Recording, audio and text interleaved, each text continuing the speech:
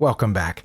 I might have mentioned that I'm looking through Susan Polgar's book, Chess Tactics for Champions. That book has a lot of chess puzzles in it. That's how people used to do chess puzzles before there was the internet and these chess websites. We would get magazines, well, not we, but people would get magazines and books and go through hundreds of chess puzzles, solving them with pencil in the margins or putting them out on a physical board and playing them.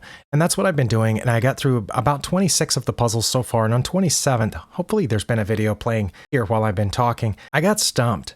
And I'm going to try to solve that. Maybe looking at the computer will help because I have gotten used to solving puzzles on the computer. The first thing that threw me off was that I was looking at it as it was presented in the book, which is this position right here, and I couldn't find a single move for white. Then I looked at the page again and it said black to move, so I had to turn my board around, like so. Now, this chapter is on forks.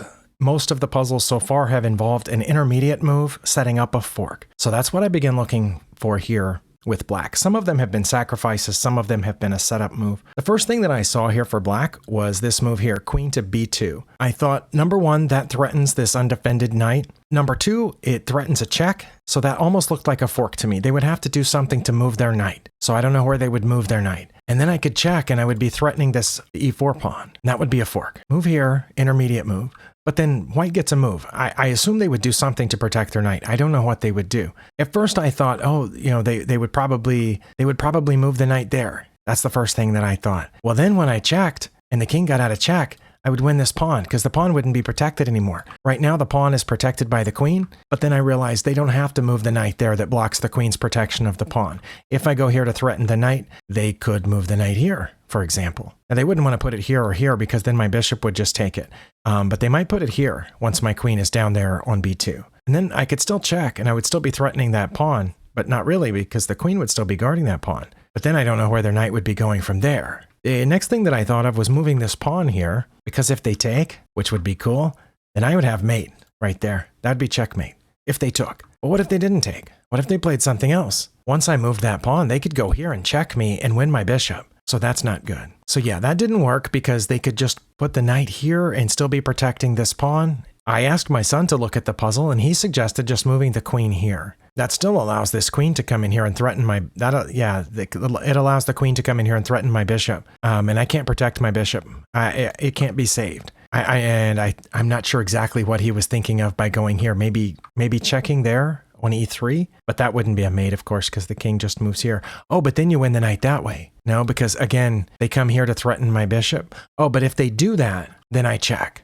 and win the knight, protect my bishop. Maybe my son was onto something. But what do they play if I play that? Let's assume that they see the coming check that threatens the knight. Wouldn't they then move to protect the knight at that point? They could probably go here with their queen. That would protect the knight backwards, and it would protect that square from check, so that's not it either. Most of the other puzzles I either solved from looking at the page in the book, or sometimes I had to set them out on the board, and then usually within a minute or two of setting it out on the board, I was able to spot the answer. And every time I've gone back to the end of the chapter to check to see if I was right, I've been right. So I've gotten 100% of 26 puzzles, but this one has stumped me. If you see it already, raise your hand. No, I can't see your hands. That was a joke. Okay, you can't see it because of my crop here, but I am going to turn on Stockfish. And Stockfish says I have a minus 7.5 advantage. And there are 3 moves that maintain an advantage. Only one maintains the minus 7.5. The second best move maintains a minus 3.6. Queen to c3 is the best move. I see queen to c3. That threatens mate. But then they would just play h4. And then that's not a fork. And it says I would still go ahead and check. Really? Oh, here. Oh, they would have to save themselves from mate by playing h3 or h4, because that would be mate. But then I would check anyway and win the knight. Okay, see, I almost got there. I was going all the way down here to b2, but I wasn't threatening mate from there. I was just threatening a check on one of these 2 squares. That's got to be it. What's the next best move? Queen to b2 was the second best move suggested by Stockfish. Well, I wasn't far off. Okay, and it says if I did play queen to b2, that they would just play queen to a5 to protect the knight. Wait, but then that would leave that pawn hanging. So when I checked, oh, it says I wouldn't check there. I would check on c1. Why not? Yeah, because if I went all the way down there and they went to protect the knight, I would check and then win the pawn, I think. Because once I get that rear pawn, the e pawn, then I can get the d pawn. But yeah, it says queen to c3 is my best move. Well, let's say I played queen to c3, which I'm threatening mate. They have to do something about that. Moving the king doesn't help. Well, yeah, actually moving the king would help. That's their third best move, is to move the king, because then I can't check over there. I would have to check. Either one of those would help. It does actually, no, king to f2 is their third best move. King to f1 is not mentioned. But king to f1 would protect that square. Okay, so they could play king to f2, and then it says I would check here. Okay, and then I would win the knight. Okay, that's why they wouldn't go there. What about f1? Oh, I would check on c1, and then they get out. So then I've just moved my queen around and I'm just chasing them? Okay, but back here, their best move, it says by far, is h4. h3 is not listed for some reason, but h4 is. And then I would check on c5, which is here. And now it doesn't matter what they do, I win the knight. Okay, it was queen to c3. Why couldn't I see that? I saw that, but I couldn't see here. That's pretty sneaky. But yeah, I had to have Stockfish for it. I'm curious now if I go back and look in the book if that's what it's going to say.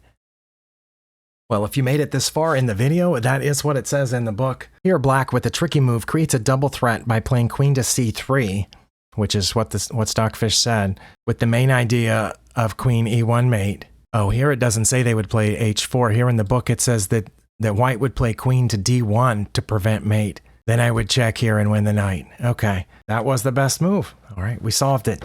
Thank you for watching. Hopefully you got something out of this. I'm working my way through this book, by the way. Susan Polgar, Chess Tactics for Champions. Seems good so far. I'm only still in the first chapter. We'll see you next time.